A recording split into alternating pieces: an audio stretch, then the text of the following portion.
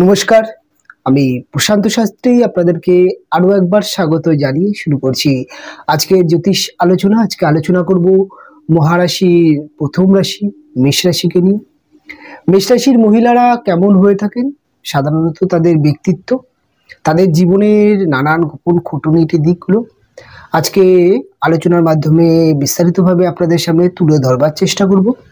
এবং মেষ রাশির মহিলাদের এডুকেশন লাইফ, সাংসারিক জীবন, প্রেম, বিবাহ, জীবনের যে কোনো গোপন দিকগুলো আজকে বিস্তারিতভাবে আলোচনা করব। তবে যখন আমরা আলোচনা করব মেষ রাশিকে নিয়ে, আমরা জানি যে মেষ রাশি মহারাশির প্রথম রাশি। মেষ রাশি একটি অগ্নিতত্ত্বের চর স্বভাবের রাশি। মেষ রাশির অধিপতি গ্রহটি হচ্ছে মঙ্গল। যখন চর বা অগ্নিতত্ত্বের কথা বলা হচ্ছে, প্রথমেই আপনি একজন মেষ নারীর চরিত্রের মধ্যে আপনি দেখতে পাবেন এরা অত্যন্ত চঞ্চল স্বভাবের বা স্পিরিটি নেচারের মহিলা হয়ে থাকে এবং অত্যন্ত উদ্যম, কনফিডেন্স প্রচণ্ড হাই দেখতে পাওয়া যায়। এদের জীবনে যে কোনো কাজ, যে কোনো ডিসিশান, যে কোনো চিন্তাভাবনার ক্ষেত্রে এরা খুব ফাস্ট চিন্তা ভাবনা করতে পারে, ডিসিশন নিতে পারে এবং জীবনে সবার প্রথমে এদের যে কোনো কাজের মধ্যে কনফিডেন্স এবং উদ্যম দেখতে পাওয়া যায়। তার সাথে সাথে মেষ রাশির মহিলাদের মধ্যে আপনি দেখতে পাবেন যে এদের মধ্যে অত্যন্ত স্বাধীন চেতা মনোভাব। এরা নিজের স্বাধীনতাকে অন্য কেউ যদি হস্তক্ষেপ করে সেটা একরকম তারা পছন্দ করে না। সাধারণত মেষ রাশির মহিলারা নিজের বুদ্ধিতে চলতে পছন্দ করে, নিজের কথাকে জীবনে বেশি প্রাধান্য দিতে পছন্দ করে।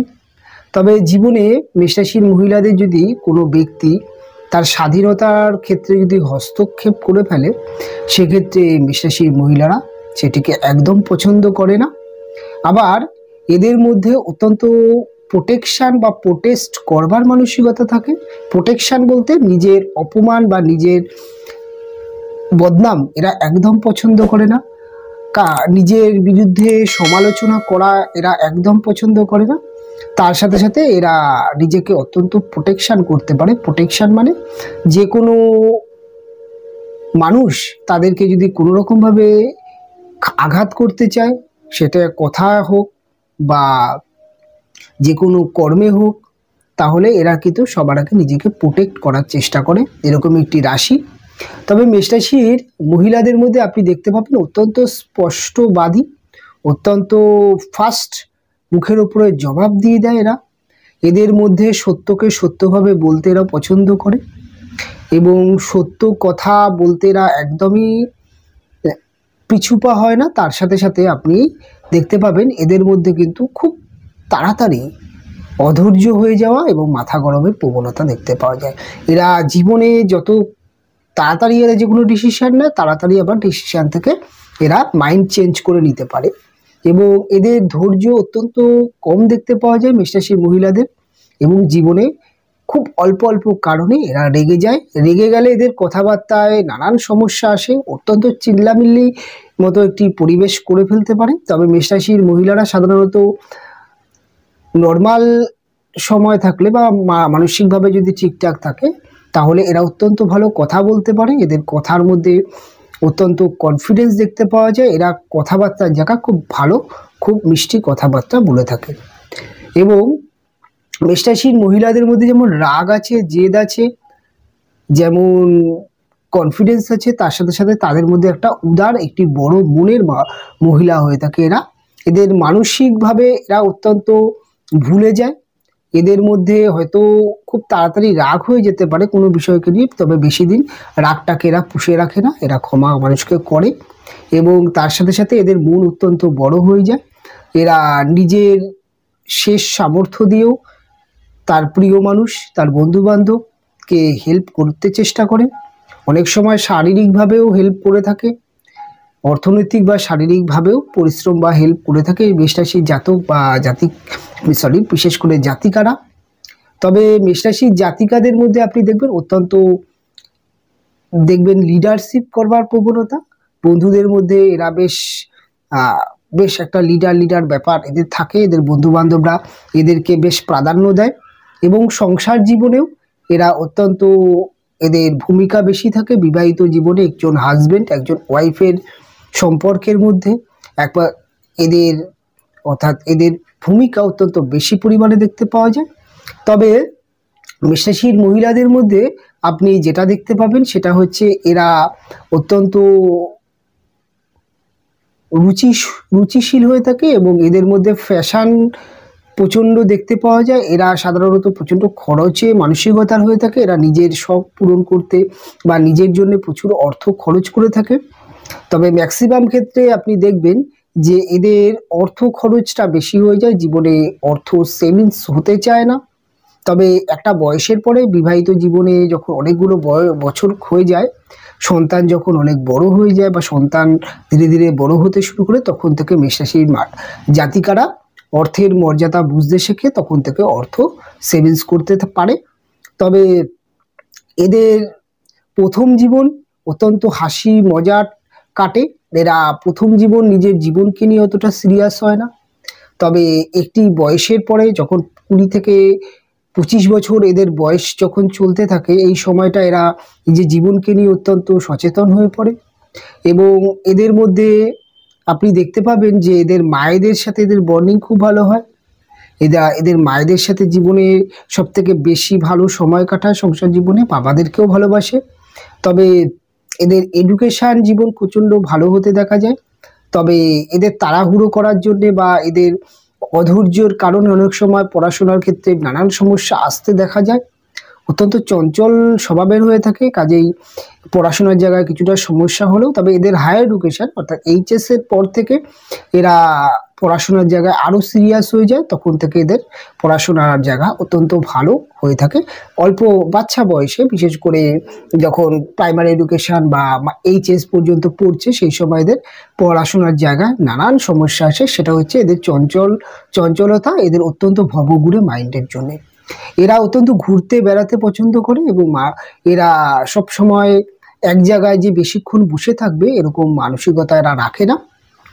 তবে এদের মধ্যে আপনি দেখতে পাবেন এরা অত্যন্ত সঙ্গীত পিপাসু হয়ে থাকে, গান শুনতে খুব ভালোবাসে এবং তার সাথে সাথে এদের নিজেদেরও জীবনে যদি এদের বাবা মারা চেষ্টা করেন তাহলে এরা অবশ্যই খুব ভালো ক্রিয়েটিভিটি জগতে নিজের ছাপ রাখতে পারে। সেটা হতে পারে গান বাজনা বা অভিনয় বা যে কোনো আঁকা হতে পারে, যে কোনো হাতের কাজ হতে পারে, যে কোনো ক্রিয়েটিভিটি জগতে এরা কিন্তু নিজের চেষ্টায় সাকসেস পেতে পারে যদি এদের বাবা মারা ছোটোবেলা থেকে এদেরকে যদি এই দিকে নিয়ে যাওয়ার চেষ্টা করে।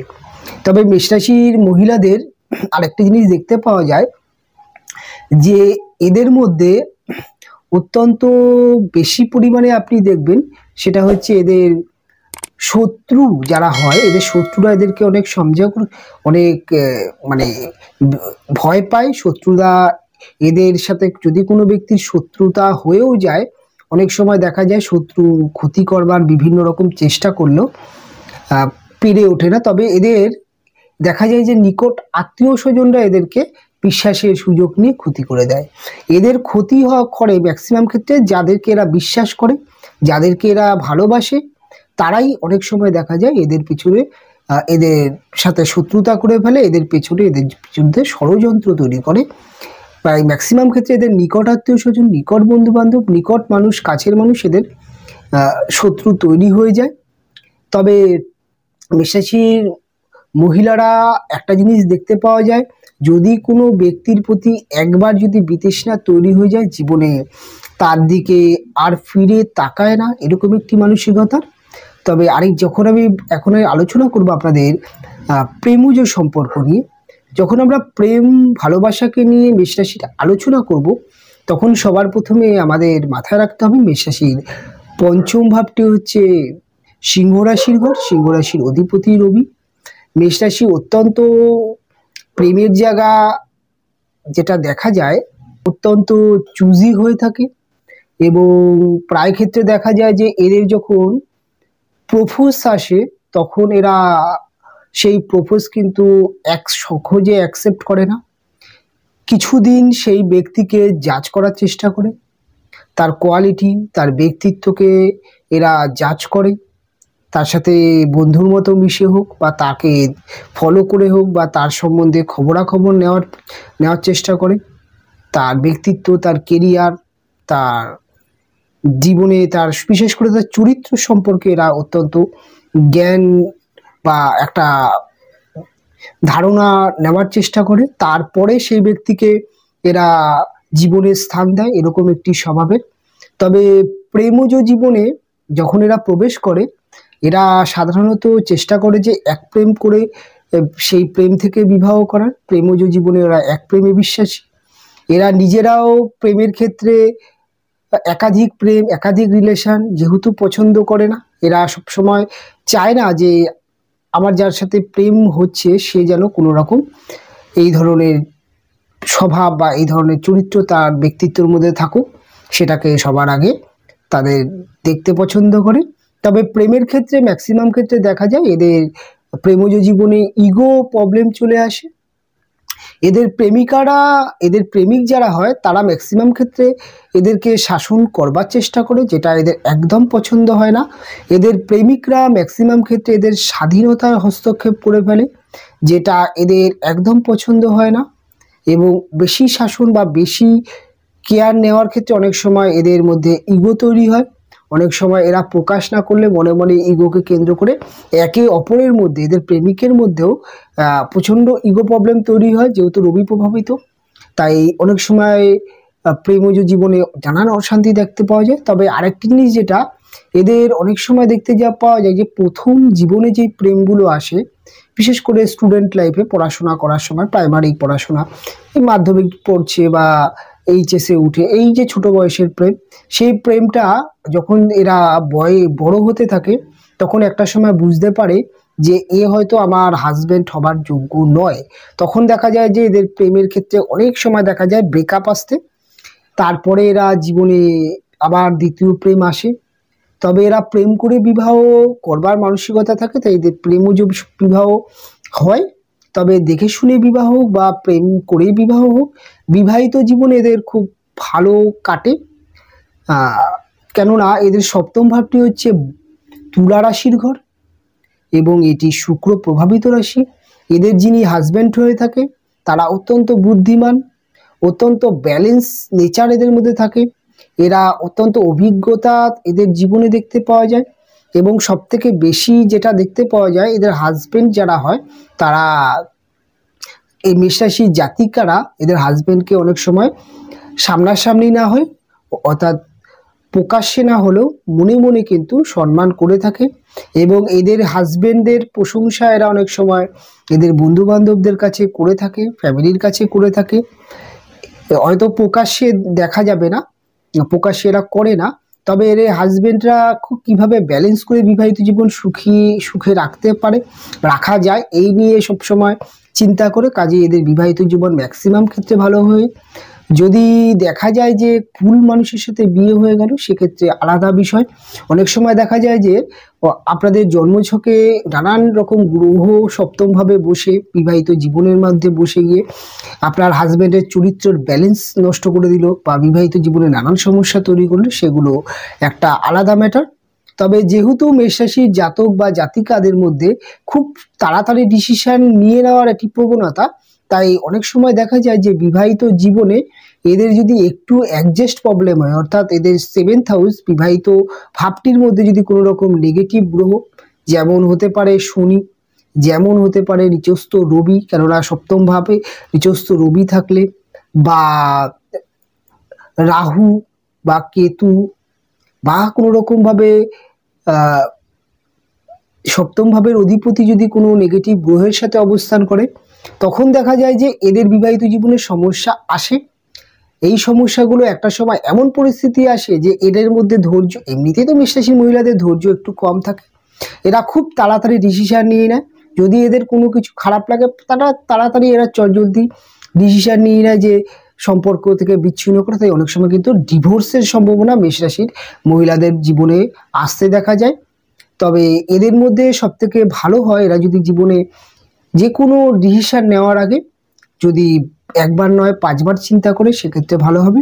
তবে এরা অনেক সময় দেখা যায় যে রিলেশন ভঙ্গ করে, ডিভোর্স করে আবার পরবর্তী ক্ষেত্রে কিন্তু অনেক পশ্চাতে দেখতে পাওয়া যায়। তবে এদের সন্তান ভাগ্য ভালো হয়ে থাকে। সন্তান মেষরাশির জাতক জাতিকাদের আমি দেখেছি যে অত্যন্ত এডুকেটেড সন্তান হয়ে থাকে, কেননা এদের পঞ্চম ভাব রবি প্রভাবিত, যেহেতু সিংহ রাশির ঘর। এদের সন্তানদের মধ্যে আমি দেখেছি যে এরা যদি এদের বিবাহিত জীবন, এদের সাংসারিক জীবন খুব ভালো হয়ে থাকে, যদি মেষরাশির মহিলারা একটু শিক্ষিত হয়ে থাকে, একটু সামাজিক হয়ে থাকে, কাজেই এদের সন্তানদের কে এরা খুব ভালোভাবে প্রতিষ্ঠিত করতে পারে এবং সন্তানরা ম্যাক্সিমাম ক্ষেত্রে সাকসেস জীবনে করতে পারে। তবে মেষরাশির সন্তান যদি খারাপ হয়, একবার যদি বাজে পথে চলে যায় তাহলে অত্যন্ত বাজে পথে চলে যায়, আর যদি ছোটবেলা থেকে গাইড করে তাহলে অত্যন্ত ভালো সন্তান এবং খুব বড় বড় পদে চাকরি পেতে পারে মেষরাশির সন্তান। এবং মেষরাশির মহিলারা তাদের সন্তানকে মধ্যে জীবনের অনেক স্বপ্ন দেখে থাকে। তার জীবনে মেষরাশির মহিলারা তার জীবনে যেই না পাওয়া বা তার জীবনে যেই জিনিসগুলো জীবনে তার অনেক স্বপ্ন ছিল, স্বপ্নগুলো পূরণ করতে পারেননি, সেই স্বপ্নগুলো তারা কিন্তু তাদের সন্তানদের ওপর দেখিয়ে থাকে এবং সন্তানদের সেই স্বপ্ন পূরণ করে থাকে এবং সন্তানদের নিয়েই তাদের আবার নতুন করে স্বপ্ন তৈরি হয়। তবে এই হচ্ছে মেষরাশির মহিলাদের চরিত্র, ব্যক্তিত্ব, জীবনের যে কোনো গোপন দিক। তবে অনুষ্ঠান কেমন লাগলো, আপনার ব্যক্তিত্বের সাথে কতটা সাদৃশ্য পেলো অবশ্যই কমেন্ট করে জানাবেন। ভালো লাগলে অবশ্যই লাইক দেবেন, শেয়ার করে অন্যান্য আপনার প্রিয় ব্যক্তি বা বন্ধুদের দেখবার সুযোগ করে দেবেন। তার সাথে সাথে অবশ্যই বলবো চ্যানেলটি সাবস্ক্রাইব করে দেবেন। অনুষ্ঠান আমি এখানেই শেষ করব, ফিরে আসবো পরবর্তী লগ্ন রাশির অনুষ্ঠান নিয়ে। আপনারা ভালো থাকবেন, আপনারা সুস্থ থাকবেন, দেখা হবে পরবর্তী অনুষ্ঠানে।